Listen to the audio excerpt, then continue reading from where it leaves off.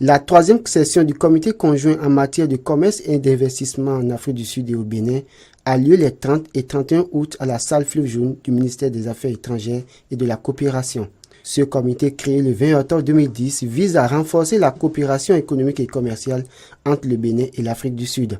Ce comité s'occupe de l'amélioration des flux commerciaux, d'investissement et de technologie entre les deux pays, mais aussi d'organiser une réunion statutaire annuelle alternativement entre le Bénin et l'Afrique du Sud. La session de cette année fait suite à celle organisée en 2013, après l'installation du comité le 27 février 2012.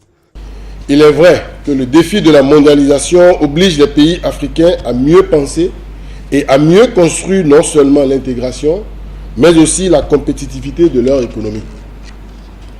Pour ce faire, nos pays doivent conjuguer ou mutualiser leurs efforts et initiatives en matière économique, tout en s'appuyant chacun sur sa politique nationale de développement, qui soit conçue et gérée de manière à tirer les meilleurs avantages des investissements directs étrangers et nationaux. Cette session est précédée d'un séminaire sur le programme d'action du gouvernement à l'intention d'une délégation d'hommes d'affaires et d'investisseurs sud-africains.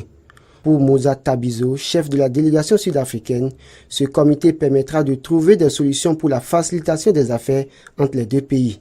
Il poursuit en disant que la présente session est une opportunité pour développer des partenariats bénéfiques pour toutes les parties. Nolutando Mayenda Sibia, ambassadeur de l'Afrique du Sud près le Bénin, a rappelé les différents projets développés dans le cadre de ce comité. Entre autres, la compagnie sud-africaine de transport aérien South African Airways, introduite au Bénin avec 2 vols par semaine, Cotonou-Johannesburg depuis 2012. Cette compagnie est passée à 3 vols par semaine depuis 2016. Selon l'ambassadeur Nolutando Mayenda Sibia, cette compagnie contribue considérablement à favoriser la bonne coopération entre les deux pays. Elle affirme être convaincue que cette troisième session du comité mixte permettra de créer un bon climat d'affaires pour un bénéfice mutuel entre les deux États. La délégation sud-africaine aura par ailleurs des entretiens avec les autorités béninoises en vue de s'imprégner des opportunités d'investissement que présente le programme d'action du gouvernement dans les secteurs d'infrastructure, de l'énergie, de l'agriculture, de l'eau et de l'économie numérique. La rupture, c'est une autre manière d'ouvrir les portes du Bénin aux investisseurs. C'est une batterie de mesures incitatives qui accompagnent des projets ambitieux, cohérents et conçus avec dextérité et réalisme dans le but d'assurer une transformation structurelle de l'économie nationale.